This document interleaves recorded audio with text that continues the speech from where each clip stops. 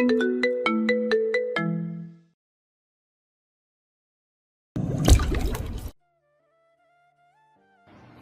আমার, সুস্থ থেকো, সুন্দর থেকো, অভিমানটুকু বুকে চেপে বেঁচে থেকো। তোমার বিরহ যদি আমার রবের ইচ্ছা হয়, তবে সেই ইচ্ছাই বান্দার শিরোধার্য। মীরা কেঁপে উঠল স্পষ্টত। সহসাই মুখ ঘুরিয়ে ফেল ভিন্ন দিকে। টপটপ করে তার চোখের অশ্রু গড়িয়ে পড়ল কোলের উপর। আয়দান আর দাঁড়াতে পারল না, মীরাও আর তাকাতে পারল না। পুলিশের দল আয়দানকে কোর্ট থেকে বের করে নিয়ে গেল। আজকের পর থেকে আমি এবং আয়দান বাদে কেউ কোনোদিনও জানবে না সত্যিটা। না মিসির, না মীরা। যদি তারা জানতো, তবে কি আমার কাছের মানুষগুলো আমায় ভিন্ন নজরে দেখা শুরু করতো? জানি না আমি। কেবিনটি অত্যন্ত শান্ত। কড়া ওষুধের ঘ্রাণ বাতাসে নীরবতা ভাঙছে মেডিকেল মেশিনগুলোর মৃদু আওয়াজ। খোলা জানালা বেয়ে তাজা বায়ু প্রবেশ করছে, সঙ্গে এক আরামদায়ক রোদের উষ্ণতা। জানালার কাছেই বসে আছেন জেসমিন। চেয়ারে 2 পা তুলে দিয়ে হাঁটুর উপর শক্ত একটা বই রেখে তাতে কিছু একটা লিখছেন তিনি। মোটা একটা হলুদাভ পৃষ্ঠা। তার কলমের আঁচড়ে ধীরে ধীরে কালো অক্ষর ফুটে উঠছে পৃষ্ঠার বুক জুড়ে। রোদের আলো জেসমিনের গায়ে প্রতিফলিত হচ্ছে। অনন্য সুন্দর দেখাচ্ছে তাকে। বয়সটা 60-এর কাছাকাছি পৌঁছে গিয়েছে। চুলের ফাঁকে রূপালি পরত পড়েছে, তবুও বদলায়নি উষ্ণ চাহনি আর তাতে থাকা একরাশ মায়ারা। তার শিহরে পরম এক শান্তির ঘুমিয়ে আছে সন্তান। যে কোনো সাধারণ সময় হলে হয়তো সে দীর্ঘক্ষণ নিজের মায়ের মুখ পানে চেয়ে রইত, খুঁটিয়ে খুঁটিয়ে দেখত মা নামক মানুষটার মাঝে জড়ানো সকল মায়া। আজ একটা বিশেষ স্মৃতির কথা ভীষণভাবে মনে পড়ছে জেসমিনের। জায়দানের বয়স তখন কত যেন, 15 নাকি 16, সঠিক মনে নেই। ছোট ছেলে আয়দানের আবদারে মাঝরাতে ছেলের শখের চিকেন কাবাব তৈরি করছেন জেসমিন। মাংস এবং মশলা মেশানো মণ্ড হাতে চেপে সুন্দর গোল করে হালকা তেলে ভেজে নিচ্ছেন। দারুণ সুঘ্রাণে সমস্ত রান্নাঘর মম করছে। আজ আলাদাই এক খুশি তিনি, কারণ আয়দান সমস্ত স্কুলে বেস্ট অ্যাথলেট পুরস্কার পেয়েছে। তাই কনিষ্ঠের যে কোনো আবদার শিরোধার্য, সময় ব্যাপার না। এক মনে গুনগুন করতে করতে জেসমিন কাজ করছিলেন। ঠিক এমন সময় মৃদু পতধ্বনি কানে বাজল তার। কিচেনে প্রবেশ করলো কিশোর জায়দান। চোখে চশমা, ভ্রুর মাঝে হালকা চিন্তার ভাঁজ। পড়াশোনা করছিল স্পষ্ট। তার রুমের আলো ভোরের আগে নিভতে দেখা যায় বেশ। এসএসসি আসন্ন। হাতে একটা খালি বোতল, পানি ফুরিয়ে গিয়েছে, সেটাই নিতে এসেছে। কিচেনে ঢুকে জেসমিনকে দেখে খানিকটা অবাক হলো জায়দান। সে বোধহয় কিছু বলতে চাইল, তবে জেসমিনকে এত উৎসাহী হয়ে কাজ করতে দেখে শেষমেশ কোনো মন্তব্য করলো না। চুপচাপ ফ্রিজ খুলে খানিকটা ঠান্ডা পানি এবং স্বাভাবিক তাপমাত্রার পানি মিলিয়ে নিল। জেসমিন কাবাব ভাজতে ভাজতে ছেলের প্রতিটা কাজ খুঁটিয়ে খুঁটিয়ে দেখে গেলেন। কেন নিজেও জানেন না। তার হঠাৎ করে মনে হলো আজ কতদিন পর জায়দানকে তিনি একদণ্ড ভালো করে দেখলেন। ছেলে ভালোই লম্বা হয়েছে, 6 ফুটের কাছাকাছি পৌঁছে গিয়েছে প্রায় উচ্চতা। বাহুতে জেগে উঠেছে শক্তিশালী শিরা উপশিরা। কিশোর থেকে ধীরে ধীরে পুরুষ ভাবটা জেগে উঠছে তার মাঝে। আসলে বহুদিন পরেই দেখছে জেসমিন তাকে, না হলে তার মনে এখনো একটা বাচ্চার মুখ ভেসে আসছে। জায়দান কবে বড় হয়ে গেল। পানি নেওয়া হয়ে গেলে জায়দান উল্টো ঘুরে বেরোনোর জন্য এগোলো, তবে মাঝপথে থমকে একদম নরম সুরে বলল, তোমার প্রেশারের সমস্যা আছে আম্মু। ডাক্তার রাত জাগতে বারণ করেছিলেন গতবার। বেশিক্ষণ জেগে থেকো না, তাড়াতাড়ি ঘুমিয়ে যাও। এইটুকুই। জেসমিনের জবাবের অপেক্ষা সে করল না, কারণ জবাব আসে না, কিংবা তার কথাগুলো আদতে কখনো শোনাই হয় না। জায়দান এবারও তেমন কোনো আশাই করলেন না। চুপচাপ এগুলো বাইরের দিকে। হঠাৎ করেই কেমন যেন লাগলো জেসমিনের। বুকের ভেতর যেন অদ্ভুত এক বেদনার টান অনুভব করলেন তিনি। এক হাতে খুন্তি চেপে ধরলেন, তারপর বিশেষ কিছু বিবেচনা না করে বলে উঠলেন, দাঁড়াও। জায়দান প্রথমটায় বুঝতে পারল না তাকেই বলা হয়েছে, তাই জেসমিন এবার খানিক উচ্চকণ্ঠে বললেন, দাঁড়াতে বলেছি জায়দান। সঙ্গে সঙ্গে নিজের স্থানে জমে গেল জায়দান। ঘুরে তাকালো। তার বাদামি নয়নচোরা প্রসারিত হলো বিস্ময়ে। জেসমিন বুঝলেন না এতটা অবাক হওয়ার কি আছে। মা কি ছেলের সঙ্গে কথা বলতে পারে না, নাকি তিনি বছর পেরিয়ে এই ছেলের সঙ্গে কথা বলছেন বলে এমন প্রতিক্রিয়া? ঠাওর হলো না তার। এদিকে এসো। কাছে ডাকতে জায়দান নীরবে জেসমিনের পাশে এসে দাঁড়ালো।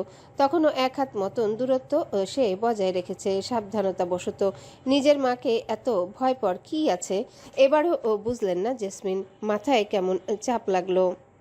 আচ্ছা, তিনি কি স্মৃতি ভুলে যেতে শুরু করেছেন? আশ্চর্য। ব্যাপারটাকে বিশেষ গুরুত্ব না দিয়ে তিনি প্লেট থেকে একটা কাবাব তুলে নিয়ে জায়দানের দিকে বাড়িয়ে দিলেন। হতভম্ব হয়ে সেটা হাতে নিল তার বড় ছেলে। ফ্যালফ্যাল করে আহাম্মকের মতো চেয়ে রইল, যেন এটা খাওয়ার জিনিস। সেটা সে জানে না, তাই খাবে না। মাথায় দেবে বুঝতে পারছে না। লবণ আর মশলা সব ঠিকঠাক হয়েছে কিনা টেস্ট করে দেখো। সরি। মুখ ফসকে বলে ফেলল জায়দান। পরক্ষণেই মুখে হাত চাপা দিয়ে বিস্ফোরিত দৃষ্টিতে মায়ের দিকে চেয়ে রইল। জেসমিন ভ্রুকুচকে বিরক্তি প্রকাশ করলেন। বিষ মেশায়নি, বিশ্বাস না হলে খেতে হবে না। কথাটা জেসমিন শেষ করতে দেরি, কিন্তু জায়দানের সম্পূর্ণ কাবাবটা মুখে পুরে দিতে দেরি হলো না। যেন সে নিজের জননীকে ঠিক কতখানি বিশ্বাস করে সেটাই প্রমাণ করতে চায়। জেসমিন ভ্রু উঁচু করে খানিকটা বিস্ময় নিয়েই সন্তানকে দেখলেন। জায়দান বেশ সময় নিয়ে ভালো মতো চিবিয়ে পরখ করে শেষমেশ জানালো, অসম্ভব মজা হয়েছে আম্মু, তোমার হাতে জাদু আছে। গর্বিত অনুভব করলেন জেসমিন। বেশ বুক ফুলিয়ে আবারও কাবাব বানানোই মনোযোগ দিলেন। থ্যাঙ্কস। জায়দান সাথে সাথেই চলে গেল না। খানিকটা সময় দাঁড়িয়ে নিঃশব্দে জেসমিনের কাণ্ড দেখল, যেন এখানে সে নিজের বাকিটা জীবন কাটিয়ে দিতে চায়। অদ্ভুত একটা শান্তি পাচ্ছে সে চিত্তে জেসমিনের হঠাৎ এমন সহজ ব্যাপারে। আয়াদান অনেক ভালো করেছে, হি ডিজার্ভস দিস ট্রিট। আমি ওকে আগামীকাল সকালে কংগ্রেস বলবো। অতি সূক্ষ্ম এক হাসি ঠোঁটে মেখে বলল জায়দান। এতটা নরম দৃষ্টিতে জননীকে দেখছে সে। জেসমিনের অন্তর বুঝি মোমের মতন গলে যাচ্ছে ওই দৃষ্টির মায়ায়। আমি যাচ্ছি আম্মু, আমার ফিজিক্সের কিছু পড়া বাকি আছে। Good night. জায়দান দ্বিতীয় দফায় যাওয়ার উদ্যোগ নিল। ঠিক তখন কি যেন একটা ভাবলেন জেসমিন। 1 মিনিট।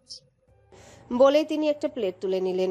সেখানে মাত্র ভাজা বেশ কয়েকটা কাবাব রাখলেন। তারপর ফ্রিজ খুলে টমেটো সস, মেয়োনিজের বোতল এবং চিজ নিয়ে এলেন। তিনটা মিশ্রণ এক বাটিতে ঢেলে দারুণ এক ডিপিং সস তৈরি করলেন। এটা তার দুই ছেলে সমান তালে পছন্দ করে, তবে জায়দানকে কোনোদিনও বানিয়ে দেওয়া হয়েছে কিনা মনে পড়ছে না। সসের বাটিটা প্লেটের এক কোনায় রেখে সবশেষে ছোট্ট একটা মিল্কশেকের ক্যান দিয়ে জায়দানের দিকে বাড়িয়ে ধরলেন তিনি। এটা নিয়ে যাও, ঠান্ডা হওয়ার আগেই খেয়ে নিও। জায়দান স্থির চেয়ে রইল প্লেটের দিকে।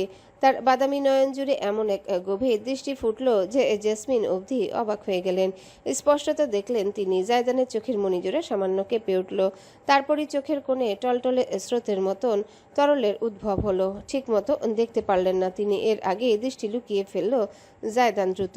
জেসমিনের হাত থেকে প্লেটটা নিল সে। ছেলেটা হাতের আঙ্গুলের ছোঁয়া লাগলো তার হাতে। কেন কেঁপে উঠলেন তিনি জানেন না। জায়দান ছোঁয়াটুকু অস্বীকার করল না, বরং মায়ের হাতটা নিজের তালুতে তুলে নিয়ে ঝুঁকে তার আঙ্গুলের মাঝে নরমভাবে নিজের ঠোঁট ছুঁয়ে দিল। থ্যাংক ইউ আম্মু। কম্পিত কণ্ঠে ফিসফিস করল জায়দান। মুখ তুলে যখন সে জেসমিনের দিকে তাকালো, তখন তার ঠোঁট জুড়ে অভূতপূর্ব এক মায়াবী হাসির ধারা খেলা করছে। বেশিক্ষণ দাঁড়ালো না, সে দ্রুতই চলে গেল। কিচেনে একলা দাঁড়িয়ে জেসমিন ছেলের চলে যাওয়ার পথ পানে তাকিয়ে রইলেন নিষ্পলক হয়ে। নিজের হাতটা অজান্তে বুকে চেপে ধরে ভাবলেন, এত সামান্য কারণেও কেউ এতটা খুশি হতে পারে। বাস্তবে ফিরে এলেন জেসমিন। চোখ পিটপিট করে বিছানায় নিশ্চল হয়ে থাকা নিজের বড় সন্তানের দিকে তাকালেন। বুকের ভেতর যে উথাল পাতাল মাতম বয়ে গেল তা অবরুদ্ধ করার উপায় জানা নেই তার। কত শত মুহূর্ত তিনি ভুলে গিয়েছিলেন। কত সুন্দর মুহূর্ত চাইলে মস্তিষ্ক হাতড়ে বের করা যায়, অথচ তিনি আগ্রহ করেননি, বুঝেও বুঝতে চাননি কোনোদিনও তিনি। তার মস্তিষ্কে কঠিন বাস্তবতার এক ধূসর প্রলেপ পড়েছিল। জাফর নামক মানুষটাকে কোনোদিনও এতটা ভালোবেসেছিলেন তিনি, যার বলি হতে হয়েছিল তার আপন সন্তানকে? এই দায় শুধুমাত্র জাফরের নয়, তার নিজেরও। লেখা শেষ করে পৃষ্ঠাটা ভাঁজ করে বিছানার পাশে টেবিলে রাখলেন জেসমিন। পরপর ঝুঁকে এলেন। জায়দানের ফ্যাকাশে প্রাণহীন মুখটা দেখলেন মনে মনে। যতক্ষণ সম্ভব এই স্মৃতিটুকু নিয়ে তিনি বেঁচে থাকবেন, যতটুকু বাকি আছে এই জীবন। তোমার ক্ষমার যোগ্য নই আমি, তবুও 2 হাত বাড়িয়ে আমার আদর চেয়েছিলে তুমি। আজ আমি আদরের আঁচল পেতে দাঁড়িয়ে আছি, অথচ সেই আঁচলে মোড়াতে নেই একটা তুমি। আব্বু আমার, আমি তোমায় ভালোবাসি। জায়দানের কপালে নিজে ঠোঁট ছুঁয়ে দিলেন জেসমিন। তার বদ্ধ চোখের পাতা বেয়ে উষ্ণ অশ্রুবিন্দু টপটপ করে গড়ালো। মৃদু বাতাস ঝাপটা দিয়ে গেল। তিনি খেয়াল করলেন না তার সন্তানের বাম হাতের একটা আঙ্গুল হঠাৎ নড়ে ওঠা দৃশ্যখানি। কোর্ট থেকে সরাসরি হসপিটালে চলে এলাম আমি। কেমন যেন অস্বস্তি হচ্ছে, বুকের ভেতর ভারী এক চাপ জেঁকে বসেছে। মীরা, মিসির কারো দিকেই ভালো করে চোখ তুলে তাকাতে পারছি না আমি। নিজেকে বিরাট অপরাধী মনে হচ্ছে আমার। কোনো আফসোস নেই আমার, আছে শুধু অপরাধবোধ। তাই তো ছুটে এসেছি এখানে আমার একমাত্র ভরসার নিরাপদ আশ্রয়ের কাছে। সে হয়তো চেতনাহীন, তবে এই বিক্ষিপ্ত মনকে শান্ত করতে তার হৃদযন্ত্রের স্পন্দনটুকুই যথেষ্ট আমার। জাদানের ট্রান্সপ্লান্ট সফলভাবে সম্পন্ন করা হয়েছে। অদ্ভুত হলেও সত্য, তার ডোনার হয়েছেন স্বয়ং জেসমিন। এ যেন নিজের সন্তানকে দ্বিতীয় জন্মদান। জেসমিনের হঠাৎ পরিবর্তন চোখে পড়ার মতো, তবে কেউ এই নিয়ে বিশেষ মাথা ঘামানোর পর্যায়ে ছিলাম না। জায়দানের পুরাতন বোন মেরো কেমোর মাধ্যমে ধ্বংস করে তাতে জেসমিনের থেকে সংগ্রহ করা স্টেম সেল বসানো হয়েছে। ওরকম একটা জরুরি মুহূর্ত যেখানে জেসমিন ছিলেন হাফ ম্যাচ আর সার্জারির ভীষণ ঝুঁকিপূর্ণ, সেরকম হিসেবে সফল হওয়ার আশা করাটাই ছিল বোকামো। তবে ডক্টররা সফল হয়েছেন। এটাকে ঠিক কেমন সফল হওয়া বলে জানা নেই আমার। ট্রান্সপ্লান্টের পর জায়দান বেশ কিছুদিন ডিপ কোমায় ছিল। ধীরে ধীরে তার শরীর মানিয়ে নিয়েছে নতুন কোষের সঙ্গে, তবে তার চেতনা আর ফিরে আসেনি। ডিপ কোমা কাটিয়ে সে এমসিএস পর্যায়ে প্রবেশ করেছে, এমনটাই ধারণা করতে পারছেন ডক্টররা। সে আদৌ সম্পূর্ণভাবে কোনোদিনও চেতনা ফিরে পাবে কিনা সেটা অনিশ্চিত। শুধুমাত্র স্টেম সেল দেওয়ার কারণে জেসমিনের তেমন একটা ক্ষতি হয়নি। অপারেশনের পর বেশ কিছুদিন হসপিটালে থেকে ধীরে ধীরে সুস্থ হয়েছেন তিনি। সেই কয়েকদিনে গোটা আরিফিন পরিবারটা ভেঙে চুরে চুরমার হয়ে গিয়েছে। আয়দানি একমাত্র নয় যে আজকে কারাগারে গেল, এই তালিকায় আছেন আমার শ্বশুর জাফর আরিফিনও। তিনি কিভাবে এমন জায়গায় পৌঁছালেন সেটা আমার নিকটে এক প্রকার বিস্ময়ের ব্যাপার ছিল। আমাদের উপর আহান আর তাকবীর চাচার হামলার পরপর একসঙ্গে দুটো মামলা নিয়ে এগিয়েছি আমি। একটা আয়দানের পক্ষে ডিফেন্স হয়ে লড়তে হয়েছে, আরেকটা আমার নিহত চাচার বিরুদ্ধে আমার ড্যাডের সম্পত্তি দখল সংক্রান্ত বিষয়ে বাদী হতে হয়েছে। আমার একটা জটিল সময়ে হয়তো এত কিছু করা হতো না, হয়েছে শুধুমাত্র আমার শ্বশুরের কারণেই। আজও স্পষ্ট মনে আছে আমার সেদিন জায়দানের ট্রান্সপ্লান্ট হচ্ছিল, হসপিটালের ওয়েটিং রুমে ভীষণ চিন্তিত হয়ে বসেছিলাম আমরা সবাই। তখনই আমাকে একদম অপ্রত্যাশিত একটা প্রশ্ন করে বসেন জাফর। তুমি জানো কেন আমি জাইদানের সঙ্গে তোমার বিয়ে দিতে রাজি হয়েছিলাম? ভ্রুকুচকে তাকিয়েছিলাম আমি, চিন্তায় থরথর করে কাঁপছিল আমার গোটা শরীর। এমন অপ্রাসঙ্গিক প্রশ্নের মানেটা বুঝতে পারিনি আমি তখন। জাফর নিজে থেকেই জবাব দিয়েছিলেন। কারণ আমি চেয়েছিলাম তোমার বাবার সকল সম্পত্তি আমার ছেলে পাক। আশেপাশে মিসির ছিল, মীরা ছিল, এমনকি ছিল আর ওয়াও, যে খবর শুনে মিসিরের সঙ্গে এসেছিল। অথচ জাফর সেদিন কারো পরোয়া করেনি। তুমি তোমার বাবার একমাত্র মেয়ে, স্বাভাবিকভাবে সম্পত্তি তোমার হতো। তোমার হওয়া মানে আমার ছেলের হওয়া। কিন্তু আমি বুঝতে পারিনি তাকদির এমন অকালে চলে যাবে, আর তার মৃত্যুটা স্বাভাবিক মৃত্যু হবে না। তুমি শুনেছ নিশ্চয়ই, হার্ট অ্যাটাক হয়েছিল তাকদিরের। সেটা অনেকখানি বানোয়াট। দীর্ঘদিন ধরে তোমার বাবার ব্রেন ওয়াশ করেছে তাকদির। হার্ট অ্যাটাক তার দীর্ঘমেয়াদী ওষুধের ভুল ডোজের কারণ। পোস্টমর্টেম তো হয়নি। তোমরা সকলে ভেবেছিলে অকাল অন্তর্ধান। আমার মনে হচ্ছিল যে কোনো মুহূর্তে জ্ঞান হারাতে পারি আমি। আপনি জানতেন আব্বু? জানতাম, আমি সব কিছু জানতাম। জেনেছি তাকদিরের মৃত্যুর পর। তবে আমার মুখ বন্ধ রাখার একটা দারুণ উপায় বের করেছিল তোমার তাকবীর চাচা। তুমি হয়তো জানো না, তোমার বাবার যে সম্পত্তি তাকবীর নিজের দখলে নিয়েছে, তার 1/3 বর্তমানে আমার নামে। এরপর আর কিছু বলার ছিল না আমার, শুধু করার ছিল। মামলা দায়ের হলো, তাতে সাক্ষীও হলেন জাফর স্বয়ং, সঙ্গে ছিলেন ড্যাডের পুরাতন সহকারী আর আবু কাসিম। বড় বড় দুই সাক্ষী এবং স্পষ্ট জালিয়াতির প্রমাণের কারণে শুনানি একটানা হচ্ছে। জায়দান আর আমার উপর যেদিন হামলা হয়েছিল সেদিন আগে থেকেই প্রস্তুত ছিল আমার স্বামী। সে আজ করতে পেরেছিল যখন একটা গাড়ি আমাদের অনুসরণ করছিল। আগেভাগে মিসিকে সেই সম্পর্কে টেক্সট দিয়ে রেখেছিল সে।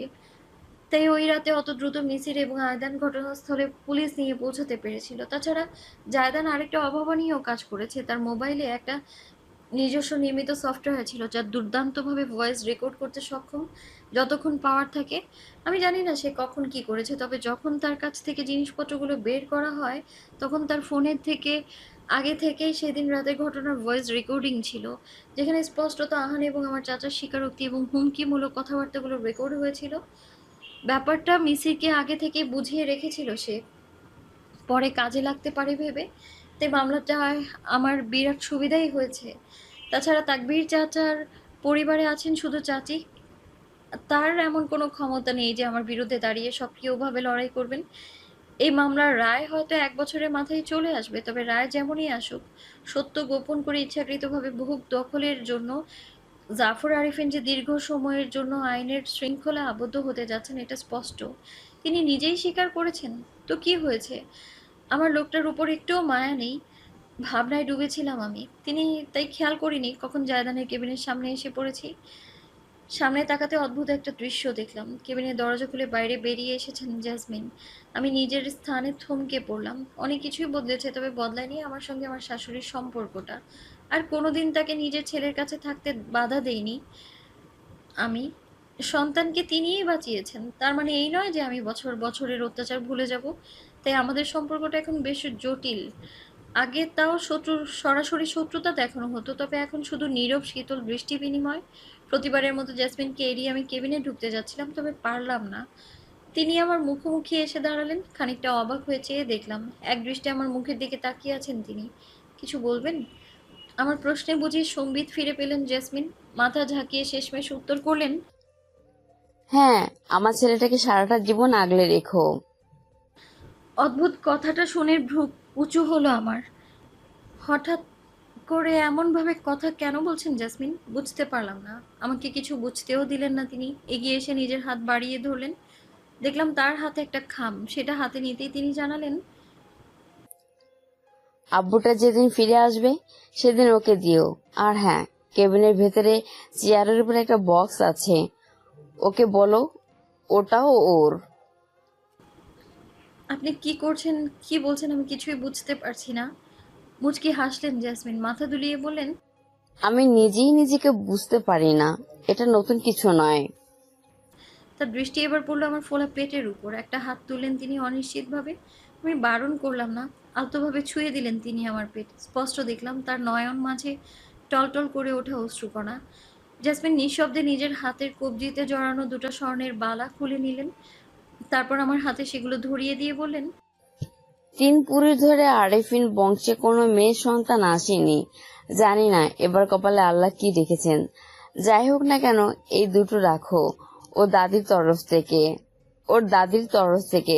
যদি ছেলে হয়, বালা দুটো বিক্রি করে সেই টাকা দিয়ে হীরা অথবা রূপোর কিছু একটা গড়িয়ে দিও। যদি মেয়ে হয়, এগুলো ভেঙে স্বর্ণের দুল আর চুড়ি গড়িয়ে দিও। আর যদি তোমার মনে হয় সন্তানের উপর আমার মতন অধমের ছায়া পড়তে দেবে না, তাহলে এগুলো গরিব দুঃখী কাউকে দান করে দিও। বালা দুটো এবং খামটা হাতে নিয়ে আহামকের মতো তাকিয়ে থাকলাম আমি। জেসমিন বিনা কারণেই আমার দিকে চেয়ে রইলেন নিষ্পলক। মনে হলো তিনি আমাকে এবং আমার গর্ভে বেড়ে ওঠা অনাগত সন্তানকে দেখে নিচ্ছেন প্রাণ ভরে। যখন আমি বিশদভাবে তার অনুভূতি খেয়াল করলাম, তিনি চোখ সরিয়ে নিলেন। আমি বাড়িতে যাচ্ছি, তুমি থাকো ওর কাছে কিছুক্ষণ। এটুকু বলে তিনি হনহন করে এগোলেন। আমি তাজ্জব বনে দাঁড়িয়ে রইলাম। তবে বেশি দূর যাওয়ার আগে থমকালেন জেসমিন। সাবিন, জি। মাথা তুলে তাকালাম আমি। জেসমিন ফিরে দেখলেন না, তার পিঠ দেখতে পেলাম আমি শুধু। গভীর কণ্ঠস্বরটি ভেসে এলো আমার কানে। যদি কোনোদিন সম্ভব হয় একজন ব্যর্থ মা হিসাবে আমায় মাফ করে দেওয়ার চেষ্টা করো। আমি জানি তুমি আমার মতন হবে না। তুমি একজন আদর্শ মা, আদর্শ স্ত্রী, সবার আগে তুমি একজন আদর্শ নারী। বুকের ভেতর ভীষণ ভারী একটা বেদনা টের পেলাম। ঝাপসা চোখে দেখলাম জেসমিন পা ফেলে চলে যাচ্ছেন দূরে, বহু দূরে। তখন বুঝতে পেরেও বিশ্বাস করতে চাইনি সেটাই ছিল আমার শাশুড়ি জেসমিন শিকদারকে শেষ দেখা। প্রায় 4 বছর পেরিয়ে এসেছে। বর্তমান ডায়েরির পাতা ফুরিয়েছে। বিরাট এক আখ্যানের সমাপ্তি ঘটেছে। তার সঙ্গে টেবিলের উপর লুটিয়ে পড়েছে সাবিনের মাথা।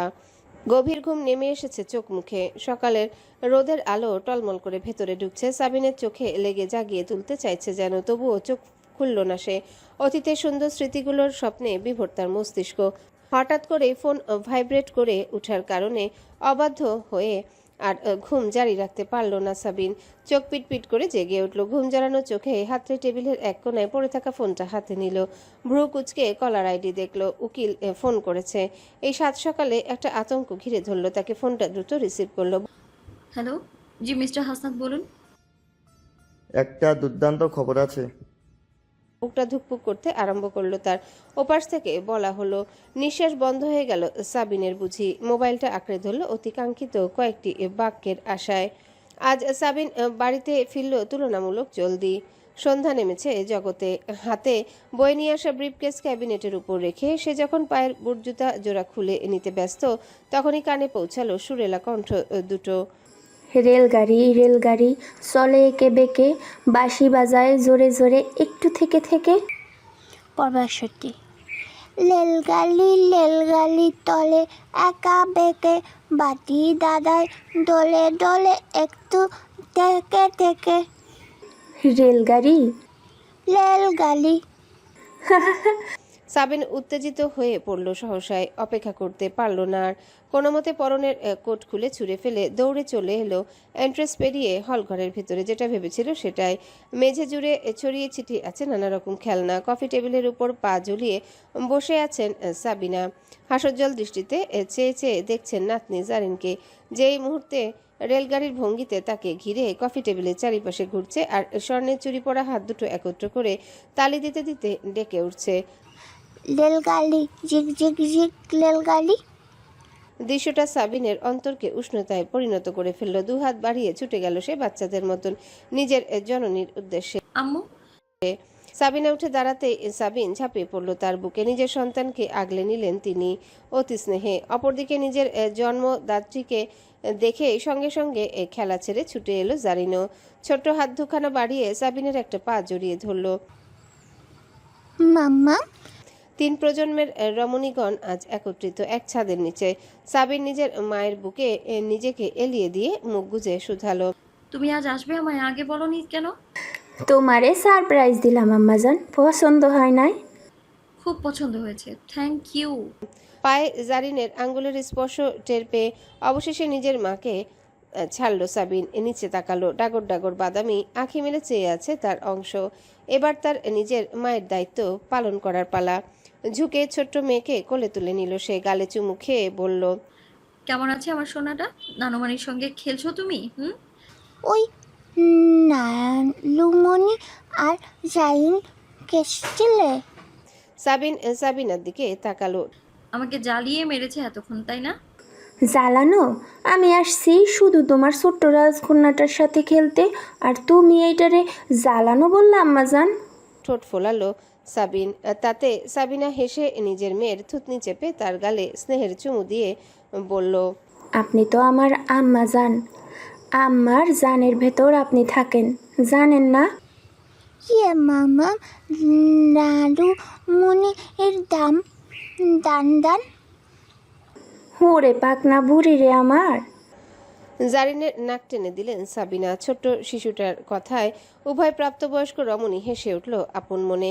জারিনকে সাবিনার কোলে দিয়ে সাবিন বলল, আচ্ছা আম্মু, তুমি বসো, আমি ফ্রেশ হয়ে ঝটপট কিচেনে গিয়ে রাতের খাবারটা ঠিকঠাক করে ফেলি। হ্যাঁ, আজ না খাইয়ে তোমায় ছাড়ছি না, কোনো কথাই শুনবো না আমি। আম্মা তোমার কিছু করতে হইব না, বুঝছো? তুমি যাও, মুখ হাত ধুইয়া আসো, আমি আইসাই সব রান্না কইরা রাখছি। তুমি এত কষ্ট করতে গেলে কেন আম্মু? ইস, করবো না কেন? আমার আমার আমার রাজকন্যাটা আমার হাতের বিরিয়ানি কত পছন্দ করে। বিনানি। ইয়ে ইয়ে। সাবিনার কোলে শরীর দুলিয়ে নেচে উঠল জারিন আনন্দে। তার এমন উত্তেজনায় আরেক দফা হাসলো সকলে। সাবিন দ্রুতই চলে গেল নিজের রুমে। ফ্রেশ হয়ে একটা ফ্রক পরে ভেজা চুল কোনো মতে মুছে নিচে নেমে এলো সে। ততক্ষণে খাবারের টেবিলে সাজিয়ে ফেলেছেন সাবিনা। জারিনকে তার উঁচু বিশেষ চেয়ারে বসিয়ে দিয়েছেন। বিরিয়ানির দানা মুঠো করে দলিত মথিত করে ফেলে খাচ্ছে জারিন। ইতিমধ্যে মুখে অনেকখানি মেখে ফেলেছে, খানিকটা ছড়িয়ে ছিটিয়ে গিয়েছে বেবি প্লেটের চারিপাশে। এরপরেও হাল ছাড়ছে না সে। পড়ে যাওয়া দানাগুলো গুছিয়ে নিজে নিজে আবারও প্লেটে রাখছে, নয়তো মুখে দিচ্ছে জারিন। খাওয়াটা প্রায় আয়ত্তে এনে ফেলেছে প্রফেসরের কন্যা সন্তান। সাবিন আসতেই সাবিনা নিজের মেয়েকে প্লেটে খাবার বেড়ে দিলেন, তবে নিজে খেতে নারাজ সে। না, তুমি খাইয়ে দাও। চোখ উল্টালেন সাবিনা। তিনি এলেই সাবিন কেমন যেন বাচ্চাটা হয়ে যায়। এই মেয়ের নিজেরও একটা বাচ্চা আছে, কে বলবে? তবে সাবিনের এমন স্বভাবটাই যে ভীষণ আদুরে। সাবিনা মেয়েকে গ্রাস মাখিয়ে মুখে তুলে খাইয়ে দিতে দিতে বললেন, তোমার নিজের মেয়ে কি সুন্দর নিজে নিজে খাচ্ছে, আর তুমি আমার হাতে খাওয়ার বায়না ধরো এখনো, লজ্জা নাই? না নেই, আমি নির্লজ্জ, এটা আজকে জানলে? দাঁত কেলিয়ে হাসলো সাবিন। মুহূর্তটা অত্যন্ত আনন্দময়। সাবিনা মেয়েকে বেশ কয়েকবার গ্রাস খাইয়ে শুধালেন, শুনছি ছোট আরেফিন সাহেব নাকি সারা পাইতাছে। জাইনের সঙ্গে খুনসুটিতে মেতে থাকা সাবিন মাথা দুলালো, খাবারটুকু গিলে জানালো, এই তো সামনের মাসের 7 তারিখ। যাক, আল্লাহ তাইলে রহম করছে ছেলেটার উপর। সাবিন নিষ্পলক চেয়ে রইল সাবিনার দিকে। নিজের মাকে অবধি সাবিন আজ অবধি সত্যিটা বলেনি, কোনোদিনও হয়তো বলতেও পারবে না, কারণ আয়দানের কাছে সে ওয়াদা করেছে চরম সত্যিটা কেউ কোনোদিনও জানতে পারবে না। তবে সাবিনা তো মা, উনি আন্দাজ করতে পারেন, করলেও তিনি কোনোদিনও এই নিয়ে সাবিনকে জিজ্ঞাসা করেননি। নীরবে দূর থেকে একটা ছায়া হয়ে মেয়ের পাশে থেকেছেন তিনি এই কয়েক বছর। সাবিনকে ভাবনায় ডুবে যেতে দেখে সাবিন একটা হাত বাড়িয়ে মেয়ের কাঁধে রাখলেন। পরিবারটাও অসম্পূর্ণ লাগতেছে, তাই না? কেঁপে উঠলেন সাবিন। চোখ পিটপিট করে জন্মদাত্রীকে দেখল। মোলায়েম এক হাসি ঠোঁটে মেখে সাবিনা মেয়ের মাথায় আদরের হাত বুলিয়ে দিয়ে জানালেন, রহমতের বর্ষণ কেবল শুরু হইল, ধৈর্য ধরেছ এতদিন, আর কিছুদিন ধরো। আমার বিশ্বাস আব্বাজান আর তোমার সাথে ভালো কিছুই হইব। আব্বাজানের তো এখন একটা প্রাণ ভোমরাও চলে এসছে পৃথিবীতে, উনি না আইসা পারবে? সাবিনের চোখ জোড়া ছলছল করে উঠল। হাত বাড়িয়ে নিজের মায়ের কোমর জড়িয়ে ধরে মুখ ডুবিয়ে ফেলল সে। তার পিঠে হাত বুলিয়ে দিলেন সাবিনা। খাওয়ার পর্ব শেষে সাবিনের বেডরুমে পৌঁছালো সকলে। বিছানার হেডবোর্ডে হেলান দিয়ে বসেছেন সাবিনা। তার কোলে মাথা রেখে শুয়ে সাবিন এবং সাবিনের বুকের উপর গুটিসুটি দিয়ে শুয়েছে ছোট্ট জারিন। ইতিমধ্যে ঘুমের দেশে হারিয়ে গিয়েছে বাচ্চাটি। সাবিন অতি আদর ভরা স্পর্শ ছুঁয়ে হাত বুলিয়ে দিচ্ছে মেয়ের সারা শরীরে। অপরদিকে সাবিনা যত্ন নিয়ে বিলি কেটে দিচ্ছেন সাবিনের খোলা চুলে। দৃশ্যটা অপূর্ব। মায়ের কোলে তার সন্তান, আর সেই সন্তানের কোলে তার সন্তান। পৃথিবীতে এর চাইতে আবেগী দৃশ্য খুঁজে পাওয়া দুষ্কর। দীর্ঘ আরামদায়ক এক নীরবতা ভেঙে সাবিন একদম মৃদু গলায় হঠাৎ এক প্রশ্ন তুলল, আম্মু, হুম। তুমি সত্যি জানো না জেসমিন শিকদার এখন কোথায়? সাবিনা ক্ষণিকের জন্য থমকে পড়লেন। কয়েক সেকেন্ড বাদে তিনি স্বাভাবিকভাবে যেভাবে বিলি কাটছিলেন তেমনটা করতে লাগলেন। ঠোঁটের হাসিটা বিস্তৃত হলো তার। তোমার কেন এমন মনে হয়? উনি কোথায় আছে সেইটা আমি জানি, শুধু একবার ওনার সাথে দেখা করতে গিয়েছিলাম বইলা। ঠোঁটে ঠোঁট চেপে ফেলল সাবিন। এই প্রশ্নের উত্তর তার কাছে নেই। জেসমিন শিকদার নামক মানুষটা রীতিমতো কর্পূরের মতন উবে গিয়েছেন প্রত্যেকের জীবন থেকে। যেদিন সাবিনকে একটা চিঠি দিয়ে এবং কথাগুলো বলে চলে যাওয়ার পর দ্বিতীয়বার তাকে দেখা যায়নি। তিনি নিজের বাড়িতে ফিরেছেন, না তো কোনো পরিচিত জনের কাছে গিয়েছেন। কেউই জানে না তার গন্তব্যের হদিস। কোথায় গিয়েছেন, কেন গিয়েছেন, আদৌ কোনোদিনও ফিরত আসবেন কিনা, এইসব প্রশ্নের উত্তর এতগুলো বছর খুঁজে পায়নি সাবিন। তিনি এই পৃথিবীর কোনো এক প্রান্তে এখনো বেঁচে আছেন নাকি পরকালে যাত্রী হয়েছেন তার সম্পূর্ণ অজানা। যে জেসমিন এতগুলো মানুষের জীবন ধ্বংসের অন্যতম কারিগর, সেই জেসমিনই নিজেকে মানুষগুলোর কাছে সব থেকে বড় রহস্য বানিয়ে দিয়ে গেছেন। আত্মগ্লানি বড়ই ভয়ঙ্কর আম্মা, ভেতর থেকে পুইরা নিঃশেষ কইরা দেয়, মরার আগেই জিন্দা লাশ বানাইয়া ফেলে। সাবিনার কণ্ঠে বাস্তবে ফিরে এলো সাবিন। তিনি ঝুঁকে মেয়ের কপালে চুমু এঁকে ফিসফিস করে বললেন, মাঝে মাঝে যেই শান্তি তোমারে এই পৃথিবীতে দিতে পারে, মাঝে মাঝে যেই শান্তি তোমার এই পৃথিবী দিতে পারে না, সেইটা দেয় একাকিত্ব। এই একাকিত্ব অভিশাপ, আবার এই একাকিত্ব প্রায়শ্চিত্ত। চোখ বুজে ফেলল সাবিন। জন্মদাত্রীর কোমল কণ্ঠ শুনতে শুনতে নিজের বুকে ঘুমিয়ে থাকা যক্ষের ধনকে আগলে রাখলো। একটা সময় নিজেও ঘুমের জগতে পাড়ি জমালো। জেগে থাকলেন শুধু সাবিনা, যিনি প্রাণ ভরে তার সন্তান এবং নাতনিকে পরম শান্তিতে ঘুমাতে দেখলেন। 7ই নভেম্বর, কিছুক্ষণ আগে নিজের সব জিনিসপত্রগুলো ফেরত পেয়েছে আয়দান। বহুদিন বাদে জেলের পোশাকের বদলে সাধারণ একটা ফ্ল্যানেলের শার্ট আর প্যান্ট শোভা পাচ্ছে তার শরীরে। মাথায় একটা ক্যাপ। ছোটখাটো জিনিসগুলো ব্যাগে ভরে কাঁধে ঝুলিয়ে নিয়েছে সে। যে ওয়ার্ডে ছিল তাদের সবার কাছ থেকে বিদায় নেওয়া হয়ে গিয়েছে। অনেকে এসেছে তাকে গেট অবধি এগিয়ে দিতে। জেল সুপার, কর্মচারী, এমনকি বাগানের মালিক, এমন কোনো মানুষ বাকি নেই যে আয়দানের প্রতি সহানুভূতিশীল নয় কিংবা তার জেল মুক্তিতে খুশি নয়। মানুষটা যে এমন, তার সাহায্যের হাত পেয়েছে প্রায় সকলে। তাকে না ভালোবেসে থাকা যায়? সবার থেকে বিদায় শেষে আয়দান যখন জেলের গেট পেরিয়ে বাইরে পা রাখলো তখন মৃদু সূর্যরশ্মি তার সমস্ত শরীরকে মায়াবী এক উষ্ণতায় ছেয়ে ফেলল।